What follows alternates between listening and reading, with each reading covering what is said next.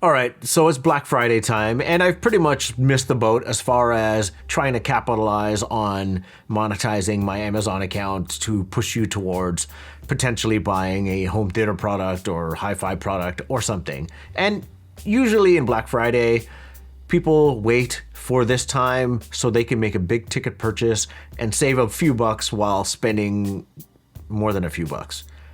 But it got me thinking of, while yeah, I could push you towards buying a HIFI amp or getting a pseudo discount on a bookshelf speaker or something, rather than big ticket purchases, what are some of the small ticket purchases that I would deem beneficial, or purchases that I make throughout the year?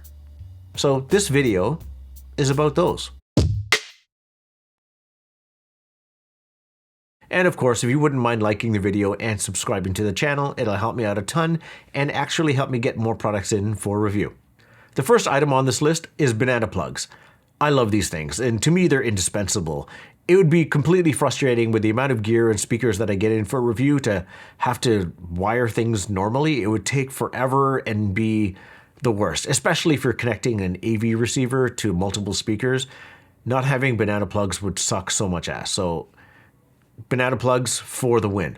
I incidentally just bought like another pack of Foss Power ones. I usually buy monoprice ones, but for some reason those are like 75 bucks for like 12, which doesn't make sense because I bought them previously for like 30 bucks. So I bought 6 for 15 bucks or 19 bucks off Amazon. I'll leave links below. The next item on this list are matching RCA cables. And trigger warning, yes, audiophiles, I use Amazon Basics RCA cables. Yes, I'm aware that there are audiophile or audio grade, hi-fi grade RCA cables out there, but I just can't bring myself to spend upwards of 400 bucks on a pair of RCA cables at this time in my life.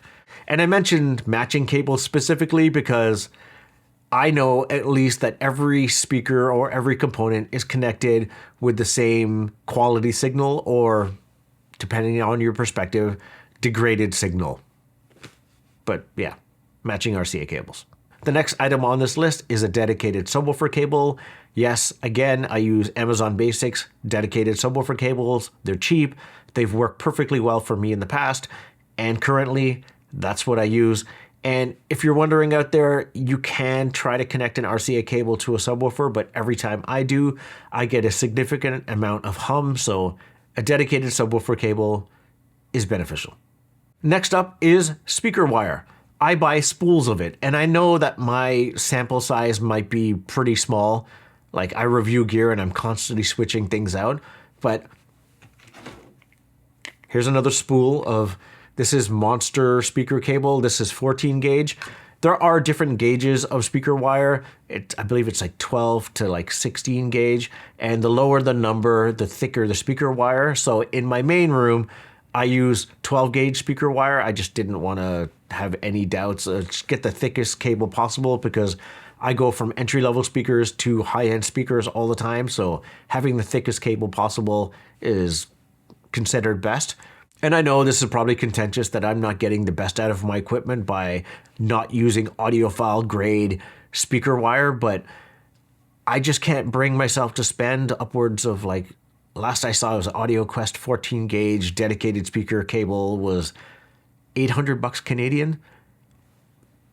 I quite literally just can't justify that for myself right now, unless they just happen to send it along my way, and then I'll happily use it, and I'll happily reap the benefits and speak highly of it if it does elevate my listening experience. I have no doubt that it must, because so many people have told me that it's good. So whatever the brand, if they send it my way, I'll happily use it. But right now, with my own hard-earned money, I ain't doing it.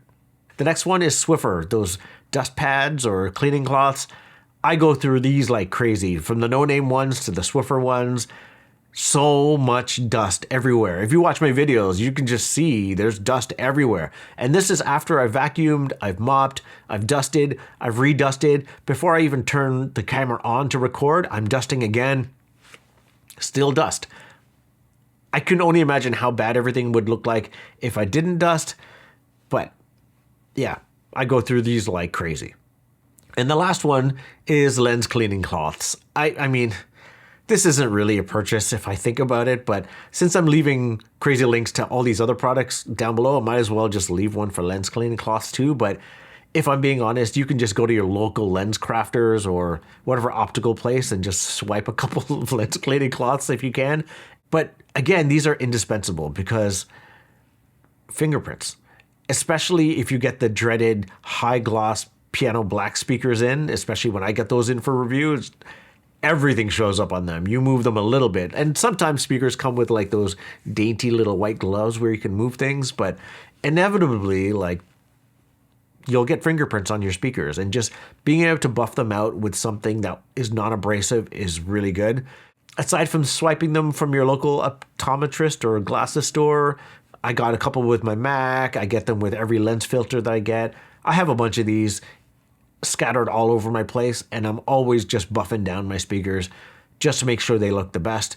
And if you are the type that, even if you're not doing reviews, but if you're just the type that wants to keep your speakers as clean and shiny and new as possible, lens cleaning cloths. And of course, I've probably missed one or two or many things, but if there are products out there that you deem beneficial to audiophiles that don't cost an arm and a leg, leave a comment down below. Thanks for watching.